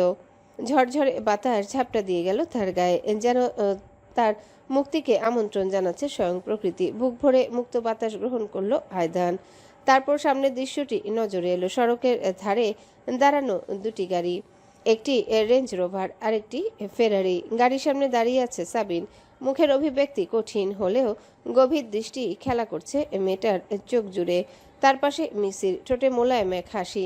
তাদের ঠিক সামনে রীতিমতো স্প্রিংয়ের মতন লাফাতে থাকা ছোট্ট জারিন, গোলাপি ফ্রক পরনে, স্ট্রবেরির প্রিন্ট আঁকা, কানে চকচকে স্বর্ণের দুল, মাথায় মসৃণ চুল দুটো তালগাছের মতন ঝুটি করে রাখা। একদম টুকটুকে একটা পুতুল মনে হচ্ছে তাকে।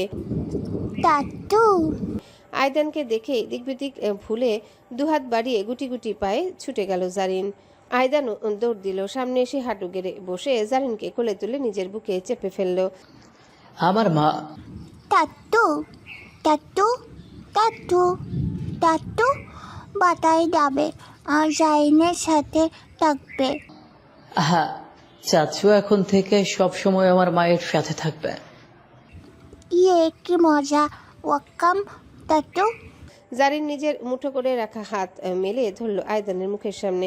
তাতে একটা নাট চকলেট। আয়দান গভীর নয়নে দেখল তার চেহারা অসীম আবেগে ভেসে উঠল। ঝুঁকে চকলেটটা হাতে নিয়ে জারিনের হাতে চুমু এঁকে দিল Aydan. Thank you my sweetheart, চাচু loves you so much. Zarin আয়দানের গলা জড়িয়ে ধরে রইল। তাকে কোলে নিয়ে হেঁটে সামনে এলো আয়দান। মিসির হেসে এগিয়ে পিঠ চাপড়ে দিয়ে বলে উঠল, ওয়েলকাম ম্যাম, ফাইনালি।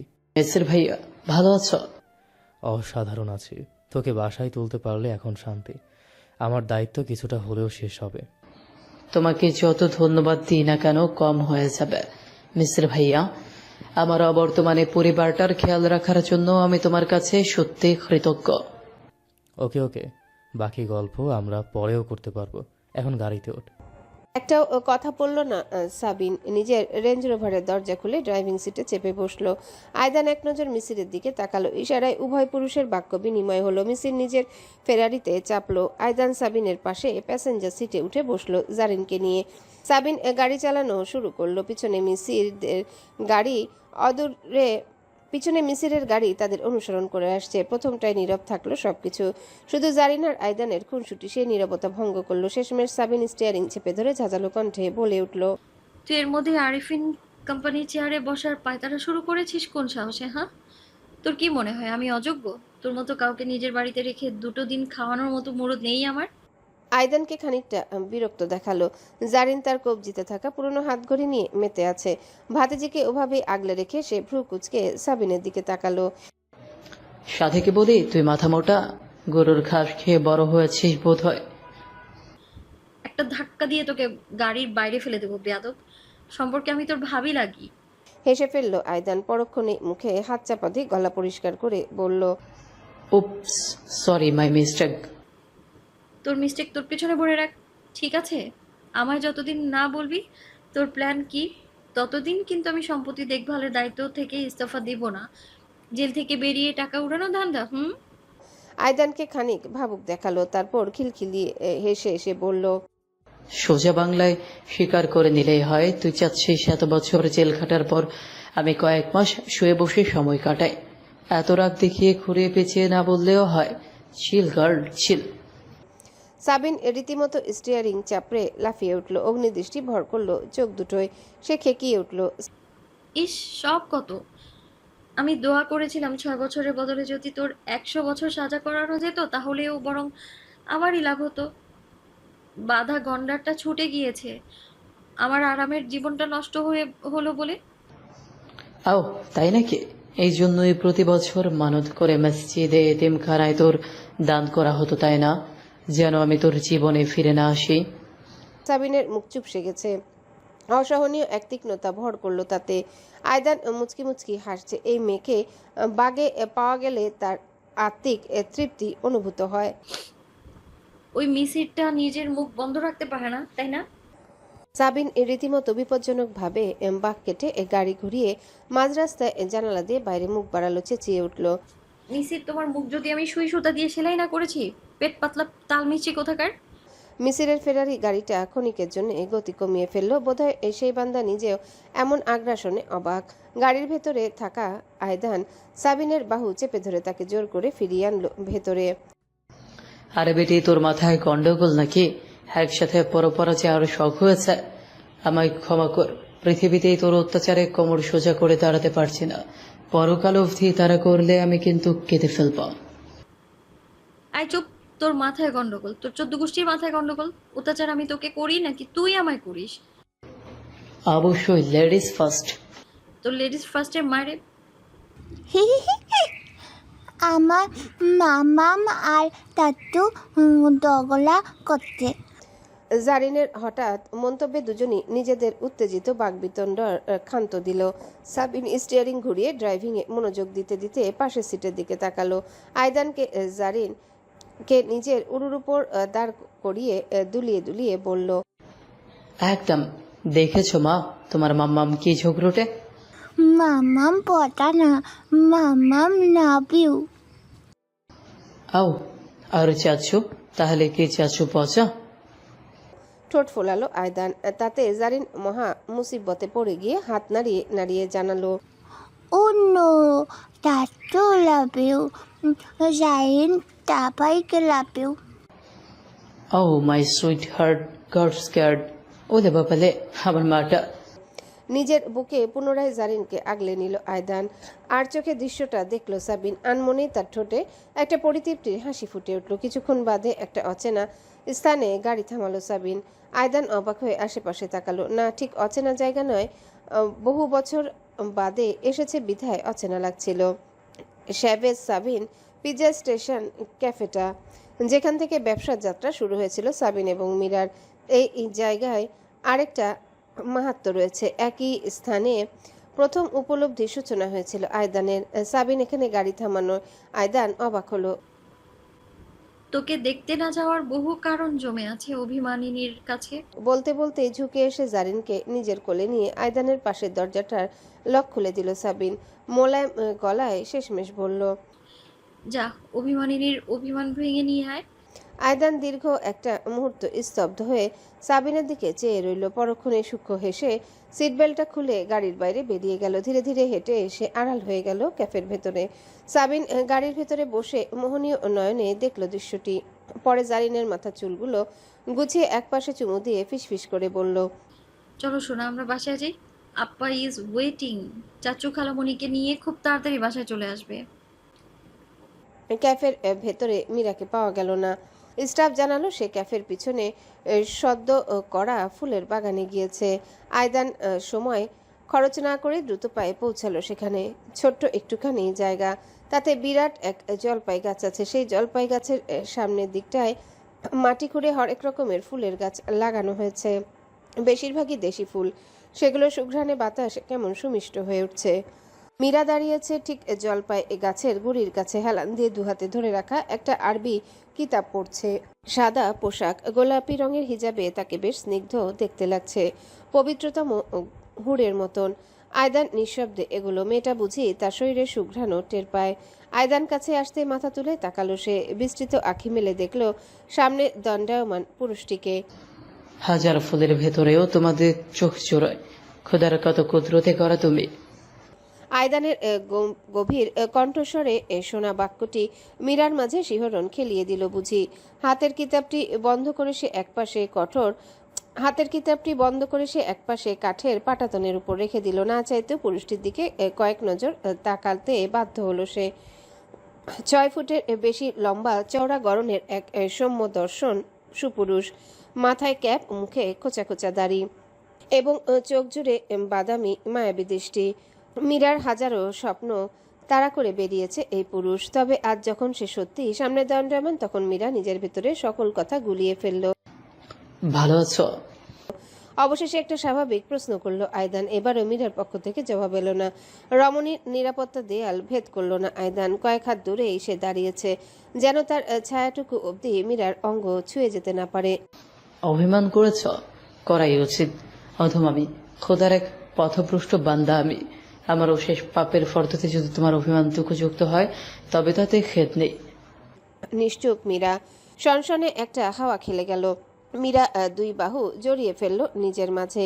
আয়দান তার দিকে সরাসরি তাকাচ্ছে না, চেয়ে আছে সামনের মাটিতে গজিয়ে ওঠা ফুল গাছের ফুটন্ত একটা কলির দিকে। তবে সত্যিটা জানো কি? যদি আবারও আমাকে সুযোগ দেওয়া হয় নিজের ভাগ্য নির্ধারণের, তবে হয়তো আমি একই ভাগ্যের পুনরাবৃত্তি ঘটাব। তোমার অভিমানের ভার নতুন করে বইতে পারবো আমি। এতটুকু শক্ত হয়েছে এই বান্দার কাঁধা জোড়া। আমি জানি আমি সঠিক ছিলাম, আর সঠিক পথ নির্বাচনে আমার কোনো ভয় নেই, নেই কোনো পিছু টান। তোমার আমার জন্য একটু মায়া হয়নি? বাতাসের সঙ্গে ভেসে এলো মীরার অভিমানী কণ্ঠস্বর। আয়দান মৃদু হাসল। মাই তো বান্দার সব থেকে বড় শত্রু। জগতের মায়া, অর্থের মায়া, পরিবারের মায়া, প্রাণের মায়া, ভালোবাসার মায়া। অথচ মায়া ছাড়িয়েও জীবনের প্রকৃত অর্থটা ব্যাপক, সেটা আমাদের স্বল্প জ্ঞানের মস্তিষ্ক ধরতে পারে না। আমার মায়া হয়েছে, কিন্তু সেই মায়াটা চাপা দেওয়ার মতন হিম্মতও জন্মেছে। এই জগৎ সবকিছু নয়, সকল না পাওয়ার হিসেব অপেক্ষা করছে পরজগতে। তোমার আধ্যাত্মিক কথাবার্তার মান দিন দিন বেড়েই চলেছে। কেন সহ্য হচ্ছে না তোমার? অভিনয় করো না। আমি জানি তুমি আমার কথা শুনতে পছন্দ করো। মীরার হুট করে উল্টো ঘুরে গেল। বুঝি নিজের অভিব্যক্তি লুকিয়ে ফেললো ধরা পড়ার ভয়ে। এবার সামান্য শব্দ করে হাসলো আয়দান। দেখেছ কিভাবে নিজেকে লুকিয়ে নিলে আমার দ্বারা? প্রকৃত মায়া কাকে বলে জানো? হয়তো সেটাই যেটা আমি তোমার জন্য অনুভব করি। আমি বলতে পারবো না তোমার জন্য আমি গোটা বিশ্ব জগৎ জয় করে ফেলবো, কিংবা এটাও বলতে পারবো না আমার হাতটা ধরলে সবকিছু ছেড়ে আমি শুধু তোমার মাঝে নিজেকে বিলীন করব। সেটা সম্ভব না। যারা এমন কথা বলে তারা হয় মিথ্যা বলে, না হয় নিজেরাই সেই মিথ্যাটা বিশ্বাস করে। তবে সত্যিটা কি? সত্যি এটাই যে আমার জীবনের একটি উদ্দেশ্য আছে। সেই উদ্দেশ্য হলো অমোঘ এক শান্তির খোঁজ করা। পরাক্রমশালী সৃষ্টিকর্তার সাথে সৃষ্টির সম্পর্ক যে আদতে কতটা সহজ এবং সেটাকে কত কঠিনভাবে পৃথিবীতে উপস্থাপন করা হয়, সেই রহস্যের খেলাটা খুঁজে বের করা। এর আগে আমি থামবো না, হয়তো এর পরেও থামবো না। নতুন কোনো উদ্দেশ্য আসবে আমার জীবনে। এই কথার অর্থ হলো কারো জন্য কারো জীবন কখনোই থেমে থাকে না মীরা। যেমন তোমার থাকেনি, আমার থাকেনি, কিন্তু আমরা সেটা বিশ্বাস করতে পছন্দ করি। আর এর নাম দিয়ে অকৃত্রিম ভালোবাসা। আমি তোমাকে তেমন ভাবে ভালোবাসতে পারবো না কেন? অথচ আমি কোনোদিন তোমায় ভুলতে পারবো না। না তো পারবো আমার হৃদয়ের সিংহাসনে তোমার জায়গাটা অন্য কাউকে দিতে। নিস্তব্ধতা। আকাশে একদল পাখি উড়ে গেল কিচিরমিচির ধ্বনি তুলে। আয়দান একটা নিঃশ্বাস ফেলে বলল, আমি ভেবেছিলাম তুমি আমার কোলাটেরাল ড্যামেজ, অথচ আমার রব সেখানে তৈরি রেখেছিলেন নূরের পথ। সেই পথ আজ আমায় কোথায় এনে দাঁড় করিয়েছে দেখো। আজ আমার নিজেকে নিয়ে কোনো হীনমন্যতা নেই, তবে একটা অপূর্ণ আশা রয়ে গিয়েছে। সেটা হলো তোমার ক্ষমা পাওয়ার আশা। যতদিন হায়াত আছে ততদিন আমি প্রতি প্রার্থনায় তোমার ক্ষমা চাইবো, তবে তোমায় চাইবো না। কারণ তোমার প্রার্থনায় আমার স্থান নাও থাকতে পারে। যদি তোমার অন্তরে আমায় নিয়ে এক অনুপরিমাণ দ্বিধাদ্বন্দ্ব থেকে থাকে, তবে আমি রবের কাছে আজ চাইছি তুমি যেন কোনোদিন আমার না হও। তুমি আমার গরম হয়ে থেকেছ, আমার অফুরন্ত প্রায়শ্চিত্ত স্বরূপ। আর দাঁড়াতে পারল না আয়দান। তার গলা কাঁপতে শুরু করেছে। সে উল্টো ঘুরল চলে আসার জন্য। তবে নমনীয় কণ্ঠস্বরটি ভেসে এসে তাকে মুহূর্তে জমিয়ে দিল নিজের জায়গায়। যেখানে স্বয়ং রব তোমায় গ্রহণ করে নিয়েছেন, সেখানে আমি কোন তুচ্ছ। ঝট করে মীরার দিকে ফিরে তাকালো আয়দান। মীরা ঘুরে দাঁড়িয়েছে, স্থির চেয়ে আছে সামনে। কয়েক পা এগুলো সে আয়দানের দিকে, দূরত্বটুকু ঘুচিয়ে ফেলল। তুমি নিজেই বলেছিলে একদিন আমি নাকি তোমার খুঁজে পাওয়ার সেই নূরের পথ। অথচ আমি বলি নূর আদতে তোমার ভেতরে ছিল, নিভু নিভু। আমি সেই অঙ্গার যে তোমার ভেতরের নূরকে জ্বালিয়ে তুলেছে। আমার কাজ এখনো শেষ হয়নি। তোমার নূরের পাশে থাকতে হবে এই অঙ্গারকে, অন্যথায় সে তার প্রয়োজন ফুরিয়ে যাবে। ফ্যালফ্যাল করে চেয়ে রইল আয়দান। ক্ষণিকের জন্য সে নিজের কানকে বিশ্বাস করতে না পেরে শুধালো, তুমি আমাকে মাফ করতে পেরেছো গারাম? এই প্রশ্নের সরাসরি উত্তর দিল না মীরা। টানা টানা হরিণী চোখ জোড়া মেলে বলল, গারামের তকমা ঘুচিয়ে আমি তোমার ইশকের কারণ হতে চাই। আয়দানের বুকের ভেতরে গিয়ে আঘাত হানলো কথাটা। বাদামি চোখের মাঝে অশ্রু টলটল করে উঠল। নিচের দিকে তাকালো সে। ঠোঁটের মাঝে অদ্ভুত এক হাসি ফুটল তার। আমার প্রথম ইশক আমার রব এবং বিশ্বাস, পরে তুমি। কবুল। নরম কণ্ঠস্বরটি যেন কানে সুধা বর্ষণ করলো। আমার আব্বু আম্মু ছিল না, এতিম নিঃসঙ্গ বড় হয়েছি এই বিশাল সৃষ্টি জগতে। আল্লাহর কাছে আমার একটাই চাওয়া ছিল, আমার জীবনে যেন এমন কেউ আসে যে সবার আগে আমাকেই নয় আল্লাহকে ভালোবাসে। সৃষ্টিকর্তাকে যে ভালোবাসতে পারে সে তার সকল সৃষ্টিকে আগলে রাখতে পারে। এতদিন আমি ভাবতাম হয়তো আমার প্রার্থনায় খুঁত ছিল কোনো, তাই কবুল হয়নি। অথচ আজ তোমার সামনে দাঁড়িয়ে আমি বুঝলাম আল্লাহ আমার প্রার্থনা কবুল করেছেন। মীরার দিকে ঝলমলে আবেগী দৃষ্টিতে চাইলো আয়দান। মনে হচ্ছে সবকিছু প্রচন্ড সুখে ভেঙে আসছে তার। ঠোঁটে অকৃত্রিম এক বিস্তৃত হাসি নিয়ে সে হঠাৎ আশেপাশের প্রকৃতিকে উদ্দেশ্য করে চেঁচিয়ে উঠল, হে পৃথিবী, চেয়ে দেখো, কে বলেছে আমার আল্লাহ আমাকে শাস্তি দিয়েছেন? তিনি আমার ইহজগতের সেরা কুদরতে মহিমান্বিত করেছেন, যার রহমত বিস্তৃত আমার পরকাল অবধি। আমার রব আমায় ত্যাগ করেননি, আমার রব আমায় আগলে নিয়েছেন। মীরার চোখের অশ্রু গড়িয়ে পড়ল টপ টপ করে। মুগ্ধতা গেরা নয়নে সে দেখে গেল আয়দানের বাঁধনহারা সুখ উদযাপন। খানিক থেমে মীরার দিকে ফিরল আয়দান। উভয়ের চোখের অশ্রুই হার মেনেছে। একটা হাত বাড়িয়ে সে মীরার ডান হাতটা তুলে নিজের কপালে ঠেকালো। তারপর অসীম অনুভূতি নিয়ে উচ্চারণ করলো, তুমি আর নও আমার নূর, আজকের পর থেকে তুমি আমার জান্নাতের হুর।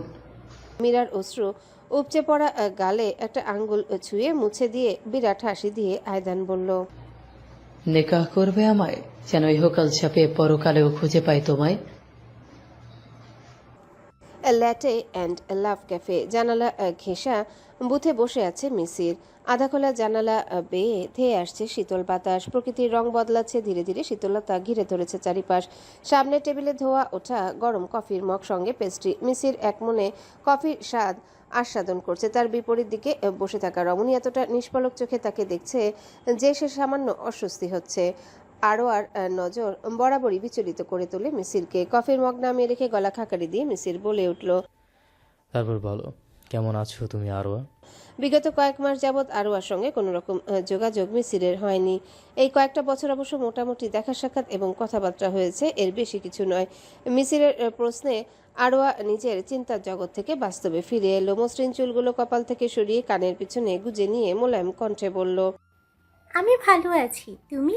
শুনলাম তোমার বিয়ে ঠিক হয়েছে। প্রশ্নটা মিসিরের হৃদয় মাঝে গোত্তা খেলো। তবে হাতের চামচ শক্তভাবে ধরে রাখা ছাড়া বিশেষ অভিব্যক্তি ফুটল না তার চেহারায়। পেস্ট্রি কেটে সামান্য মুখে দিয়ে মিসির মাথা দোলালো। হ্যাঁ, আগামী বছরের শুরুতেই। ও, তো মেয়ে কি করে? পড়াশোনা? ডেন্টিস্ট, নিজের চেম্বার আছে। দুর্দান্ত, তোমার সঙ্গে ভীষণ মানাবে, তাই না? আরোয়ার কথার টানে স্পষ্টত বিষাদটুকু টের পাওয়া গেল। তবে মিসির জোরপূর্বক নিজের হৃদয়কে রুখে বলল, বিষয়টা মানানোর নয়, মানিয়ে চলার। তোমার মনে হয় অন্য কেউ তোমার সাথে মানিয়ে চলতে পারবে? অন্য কেউ? মিসির বিস্ময়ে ভ্রু কুচকে ফেলতেই আরোয়া অতর্কিত টেবিলের উপর থেকে হাত বাড়িয়ে তার একটি হাত আঁকড়ে ধরল। রমণীর সুদর্শনা চেহারায় এমন এক আকুলতা ফুটল যে মিসির সত্যি ভরকে গেল। এই বিয়েটা তুমি করো না মিসির।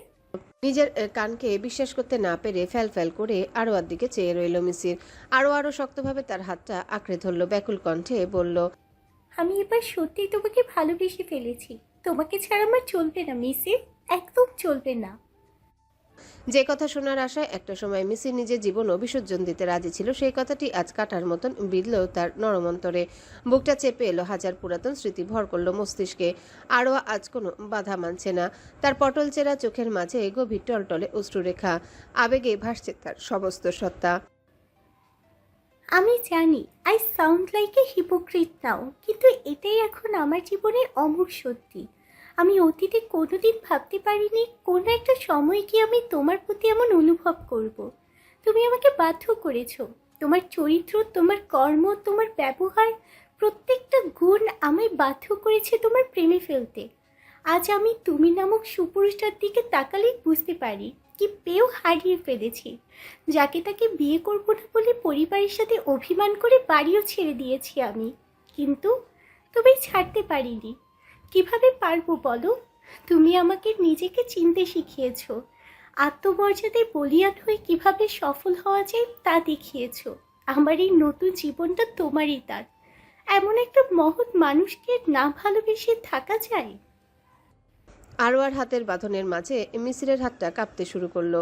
রমণী সেটা খেয়াল করে হাতটা তুলে নিজের গালে ঠেকালো। নিগুড়ো স্নেহমাখা দৃষ্টিতে চেয়ে বলল, অতীতে তোমায় বরের মনোকষ্ট দিয়েছি, আমার বিরহে চলতে বাধ্য করেছি। সেসব স্মৃতি ভুলতে বলবো না, বলা সম্ভব না। সেসব মনে রেখে না হয় আমায় আর একটিবার নতুন করে ভালোবাসো। শুধুমাত্র একবার ওই ভালোবাসাময় হাত দুটো বাড়িয়ে ধরো।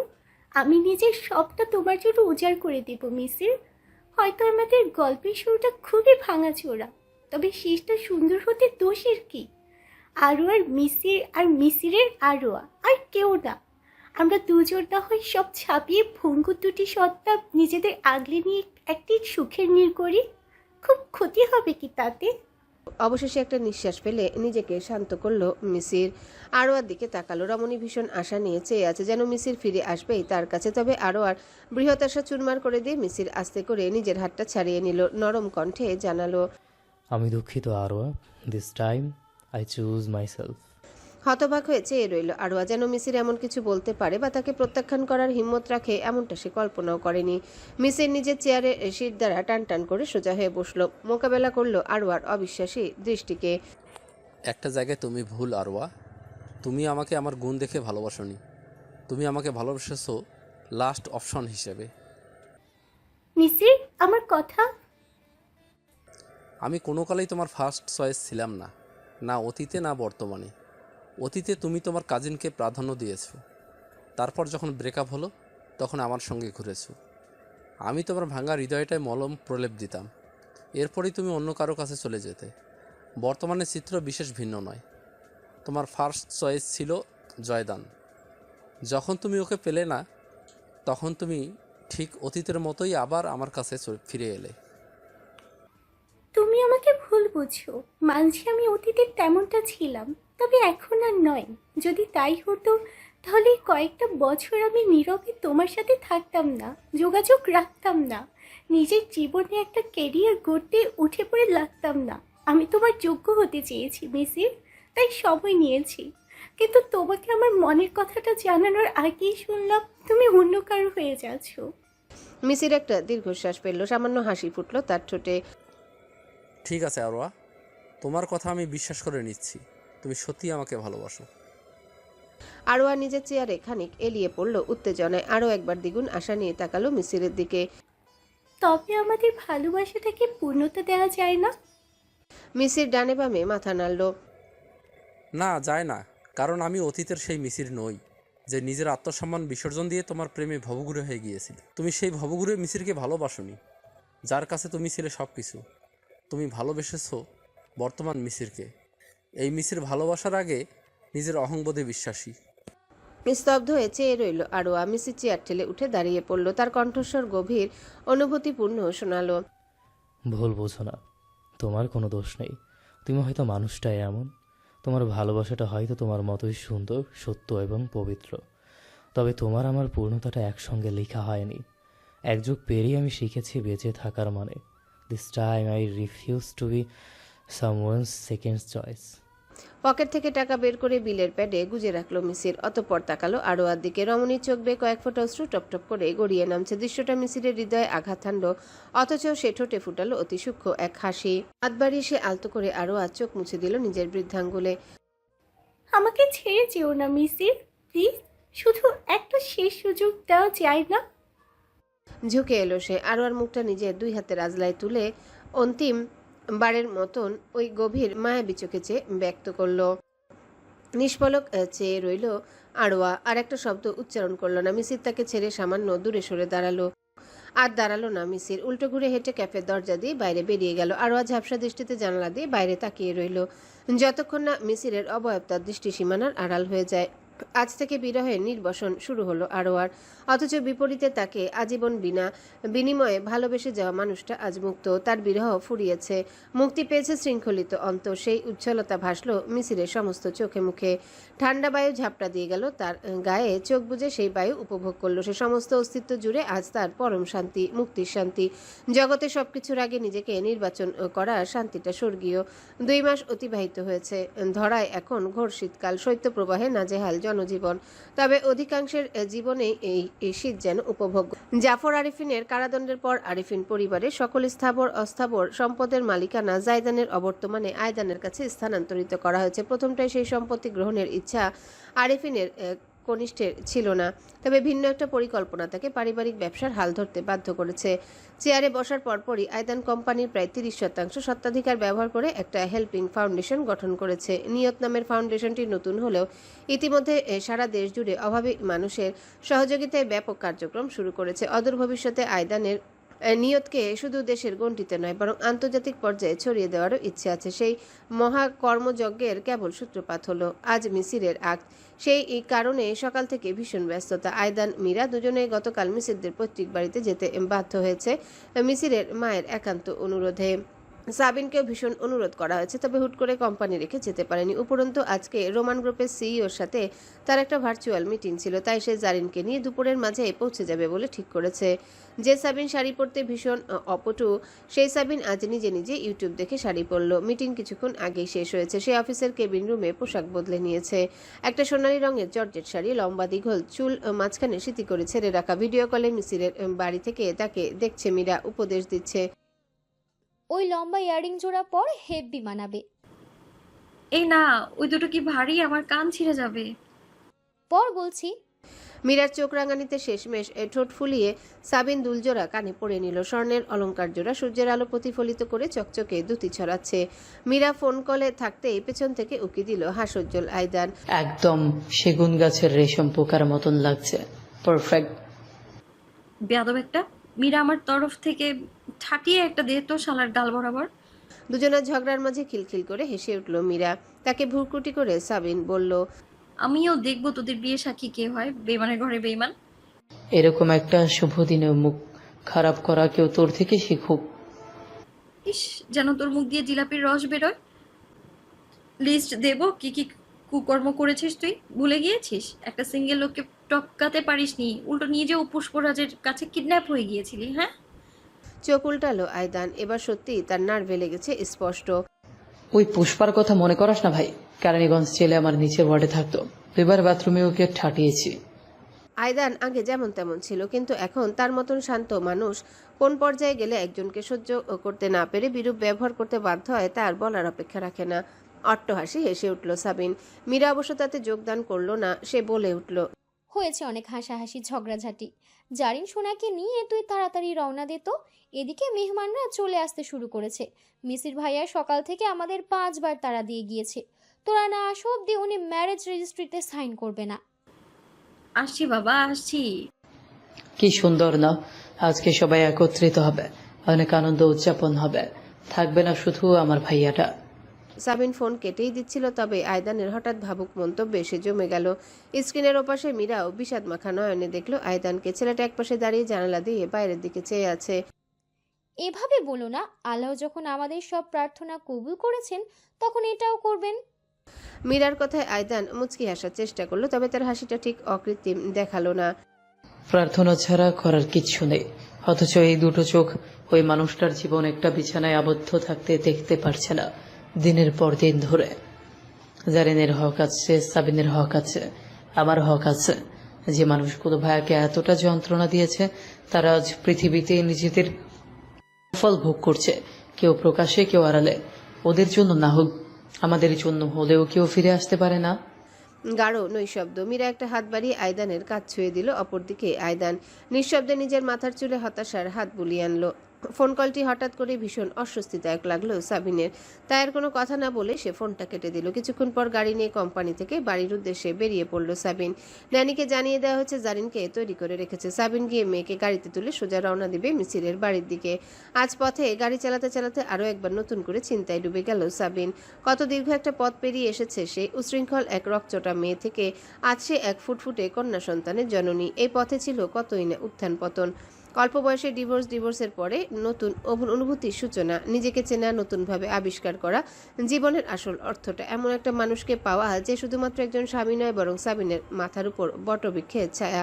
এককালের সাবিন নামক বেয়াদব বাচ্চা মেয়েটাকে যে বউ হিসেবে নয়, বড় করে তুলেছে একজন শিশুর মতন, যার কাছে গিয়ে সাবিনের সকল অভিযোগ অভিমান ফুরাতো। তাকে ভালোবাসতে সাবিনের কোনোদিনও কোনো কারণের প্রয়োজন হয়নি। একটা সময় ভাবতো তার ভালোবাসা বুঝি একতরফা, অথচ ওই মানুষটা নিজের সবকিছু উৎসর্গ করে বুঝিয়ে দিয়ে গেল তার ভালোবাসার সামনে জগতের সকল কিছুই যেন তুচ্ছ। সাবিনের কণ্টকাকীর্ণ জীবনটাকে ফুলে ফুলে সাজিয়ে দিয়ে চলে গিয়েছে মানুষটা। সমাপ্তির ওপারে এসে মিলেছে পূর্ণতা, কিন্তু কিসের বিনিময়ে? সাবিনের চোখ বেয়ে টপটপ করে অশ্রু গড়িয়ে নামলো, ভিজিয়ে তুলল গাল। মুখটা তার পাথুরে কঠোর, অথচ নয়ন মাঝে অফুরন্ত বিরহ বেদনা। আজ বড্ড বেশি মিস করছে সাবিন তার আরিফিন টাওয়ারকে, খুব বেশি। গাড়ি যখন সাবিনের বাড়ির সামনে এসে থামলো তখন দ্রুতই টিস্যু দিয়ে নিজে চোখ মুখ মুছে নিল সে। জারিনকে কিছুতেই বুঝতে দেওয়া যাবে না তার অভ্যন্তরের মহাকষ্ট। ফোন হাতে নিতে সাবিন খেয়াল করলো বেশ অনেকগুলো কল এসেছে বাসার নাম্বার থেকে। সাইলেন্ট থাকা এবং ড্রাইভ করায় সাবিন খেয়াল করেনি, নিশ্চয়ই জারিন করেছে। মেয়েটা এসব বিষয়ে খুবই উত্তেজিত কিনা? সাবিন কেন তাড়াতাড়ি ফিরছে না, কেন সে মিসির চাচুর বিয়েতে যেতে পারছে না, এই নিয়ে অভিযোগ করতেই বুঝি ফোনের উপর ফোন দিয়েছে। মুচকি হাসলো সাবিন। মেয়েটা তার এত আদুরে। গাড়ি থেকে বেরিয়ে এসে বাড়ির ভেতর ঢুকলো। শুনশান নীরবতা, শীতল সকালের মন্থর হাওয়া এবং কোমল সূর্যালোক প্রবেশ করছে আধা খোলা জানালা বেয়ে। অদূরে দেয়াল ঘড়ি টিকটিক শব্দ করে চলেছে। স্নিগ্ধ এবং শান্ত পরিবেশ। সাবিন এগুলো, তার পরনে শাড়ি চুড়ি মৃদু সুরেলা ঝংকার তুলল প্রতি কদমে। ঠিক তখনই 2 তলা সিঁড়ির গোড়ায় উপস্থিত হলো জারিন। কথা মতো তৈরি আছে সে। একটা আরামদায়ক কাপড়ের এমব্রয়ডারি করা ফ্রক পরনে, ধবধবে সাদা ফ্রকের বুক জুড়ে লালচে রসের দাগ। হাতে ঝুলছে একটা স্টিলের থালা, মুখেও রস লেপটে আছে। থালাটা চিনতে অসুবিধা হলো না সাবিনের। জায়দানের রুমে থাকে, কিন্তু মেয়ে এমন ধ্বংসযজ্ঞ চালিয়েছে কেন নিজের উপর? সাবিন দ্রুত এগিয়ে এলো। জারিন সিঁড়ি থেকে লাফিয়ে নামতেই তাকে কোলে তুলে ফেললো। কি ব্যাপার, রেডি হওয়ার পরে এইভাবে জামা নষ্ট করার মানেটা কি? গুঙিয়ে উঠল জারিন। পর্ববাসটি সাবিন ততক্ষণে হাঁটতে হাঁটতে কিচেনে চলে এসেছে। জারিনের হাত থেকে প্লেট নিয়ে বুঝলো আনার ফল খেয়েছে, সেটারই লাল রস সারা মুখ, এমনকি জামাও লেপটে ফেলেছে। প্লেট রেখে ওয়েট টিস্যু দিয়ে হাঁটু গেড়ে বসে সাবিন জারিনের হাত মুখ মুছিয়ে দিতে লাগলো। আনার খেতে ইচ্ছে হলে ন্যানিকে বলতে, কি সুন্দর তোমায় তৈরি করেছিল, দেখেছো এখন সবটা নষ্ট করে ফেলেছো। Very bad Zarin. কাটলাম তো, অন্য নালি না তো। ঠোঁট ফোলালো জারিন। তার রাঙা সেই ঠোঁট মুছতে মুছতে সাবিন হেসে জিজ্ঞাসা করলো, ন্যানি না আরেকজন? ইউ অন্য কেউ? অন্য কেউ আনার খাইয়ে দিয়েছে তোমায়? Nurse aunty? জোরে জোরে ডানে বামে মাথা নেড়ে জারিন হঠাৎ বলে উঠল। আপা? সাবিন জারিনের হাত মোছার ঠিক মাঝামাঝি পর্যায়ে জমে গেল। তার নয়নজোড়া প্রসারিত হয়ে উঠল। ক্ষণিকের জন্য মনে হলো সে ভুল শুনেছে, নয়তো জারিন ভুল ভাল বকছে। তাই সে চোখ পিটপিট করলো। গলা কাঁপলো তার যখন সে শুধালো, কে খাইয়ে দিয়েছে তোমায়? আপা? আপা? দুহাত নেড়ে ছোট্ট জারিন লাফিয়ে উঠল ভীষণ উত্তেজনায়। তার বলতে যতটুকু দেরি হলো, সাবিনের উঠে দাঁড়াতে একটুও দেরি হলো না। দিকবিদিক জ্ঞান শূন্য হয়ে সে ছুটে গেল 2 তলার সিঁড়ির দিকে। শাড়ির আঁচল খুলে মেঝেতে টেনে যেতে লাগলো। সাবিনের খেয়ালটুকুও করলো না। উন্মাদ প্রায় হয়ে দৌড়ে 2 তলায় উঠে গেল। জারিনও ছোট ছোট পায়ে ঊর্ধ্বশ্বাসে ছুটতে ছুটতে মায়ের পথ অনুসরণ করলো। সাবিনের সমস্ত শরীরে ভূমিকম্প খেলে যাচ্ছে। মাথার ভেতরে মস্তিষ্ক দপদপ করছে। মনে হচ্ছে যে কোনো মুহূর্তে জ্ঞান হারাতে পারে সে। তবুও থামলো না তার পদক্ষেপ। অমোঘ বাসনায় সে ছুটে চলল করিডোর বেয়ে। মাথায় তার কিছুই নেই, আর কিচ্ছু না। রুমের দরজার সামনে পৌঁছে ধাক্কা দিয়ে খুলে ভেতরে ঢুকলো সাবিন। সামনের দৃশ্যটা দেখার সঙ্গে সঙ্গে তার হাঁটু ভেঙে এলো। ধপাস করে সে মেঝেতেই বসে পড়ল। শাড়ির আঁচল ছড়িয়ে রইল চারিপাশে। চোখ জোড়া হন্যে হয়ে লোভীর মতন অবলোকন করলো এক স্বর্গীয় প্রতিচ্ছবি। রুমটা আগের মতোই আছে, স্নিগ্ধ উষ্ণ ঔষধি ঘ্রাণে পূর্ণ। জানালা বেয়ে আরামদায়ক বাতাস আসছে, সঙ্গে শীতের সূর্যের মৃদুয়ম। সেই স্বর্ণতুল্য রশি এসে পড়ছে বিছানায়। বিছানার উপর বেশ কয়েকটা বালিশে হেলান দিয়ে বসে আছে জায়দান। মাথায় হালকা চুলগুলো এলোমেলো হয়ে ছড়িয়ে আছে কপালের উপর। ঢোলা ফতুয়ায় বাতাস দুলছে খানিক। তার একটা হাত থেকে অতি যত্নে ধীরে ধীরে ক্যানোলা সংযোগ খুলে দিচ্ছে নার্স। জায়দানের প্রসারিত বাদামি চোখ জোড়া নব্য বিস্ময়ে জ্বলজ্বল করছে। খুঁটিয়ে খুঁটিয়ে দেখছে সে নার্সের কার্যক্রম। সমস্ত ফ্যাকাশে চেহারা জুড়ে শিশুসুলভ বিস্ময়। সাবিনকে প্রথমে খেয়াল করলো না, দ্রুত বলল, আরে ম্যাম, আপনাকে কতবার কল করলাম, ধরলেন না। আমি ডাক্তারকে জানিয়ে দিয়েছি উনি 5 মিনিটের মধ্যে চলে আসবেন চেক আপের জন্য। কিন্তু নার্সের দিকে বিন্দুমাত্র খেয়াল নেই সাবিনের। সে একদৃষ্টে চেয়ে আছে নিজের স্বামীর দিকে। নার্সের কথা শুনে হালকা মাথা কাত করে সাবিনের দিকে তাকালো জায়দান। ওই সামান্য নড়চড় করতে তার ভীষণ কষ্ট হয়েছে, সেটা অভিব্যক্তি দেখেই বোঝা গেল। শরীরটা বুঝি কাদামাটির মতন, কিছুতে নিজেকে নিজে নিয়ন্ত্রণ করা যায় না। এক পাশ থেকে নার্স তাকে ধরে রেখে স্থিরভাবে বসে থাকতে সাহায্য করলো। জায়দানের বাদামি দৃষ্টি মিলিত হলো সাবিনের সঙ্গে। তারপরে শুষ্ক ঠোঁটে ফুটলো অতি সূক্ষ্ম এক হাসির রেখা। নরম সূর্যের আভা প্রতিফলিত হলো জায়দানের সৌম্য চেহারা। একটু অসুস্থ লাগলো না তাকে ওই মুহূর্তে, যেন সদ্য ঘুম থেকে জাগ্রত হওয়া এক রাজপুত্র। Good morning my wife. দীর্ঘদিন যাবৎ ব্যবহার না করে জায়দানের কণ্ঠস্বর শোনালো ভীষণ কর্কশ এবং ভাঙা ভাঙা। কথাগুলো কেমন জড়ানো, তবে বিশাল ধাক্কাটা সইতে পারল না সাবিন। সে জানেও না কেমন অনুভব করছে। চোখের সামনে নিজের সব থেকে প্রিয় শখের পুরুষটাকে এভাবে দেখে নিজের আবেগ বিবেক কোনো কিছুরই হদিস পেল না সে। তার চোখে ভাসলো অসংখ্য স্মৃতিরা, বিয়ে, ভুল বুঝাবুঝি, নরক সংসার, ডিভোর্স, অনুভূতির টান, পুনরায় কাছে আসার প্রত্যাখ্যান, মায়া, নতুন সংসার, বিচ্ছেদ, বিরহ, সবকিছু এবং সমাপ্তির ওপারে। আপা, জাইন মাম্মাকে নিয়ে যেতে, মাম্মাম আপার ঘুম ভেঙে গেছে। টুকটুক করে রুমের ভিতর পৌঁছে গিয়েছে জারিন। সাবিনের ঠিক পাশে দাঁড়িয়ে লাফাতে লাফাতে সে কথাগুলো বলল। জায়দানের বাদামি নয়ন মাঝে অশ্রু ভরে এলো। সেই অশ্রু সংক্রমিত হলো সাবিনের চোখেও। ডুকরে কেঁদে উঠল সে। জায়দান রীতিমতো ফিসফিস করে উচ্চারণ করলো, হ্যাঁ আম্মু, আমার ঘুম ভেঙে গিয়েছে। বাদ ভাঙা অশ্রু, অথচ ঠোঁটে অসীম সুখের উল্লাস নিয়ে সাবিন প্রফুল্ল কণ্ঠে বলল, welcome home mister Zaydan Arifin, father of Zarin Arifin.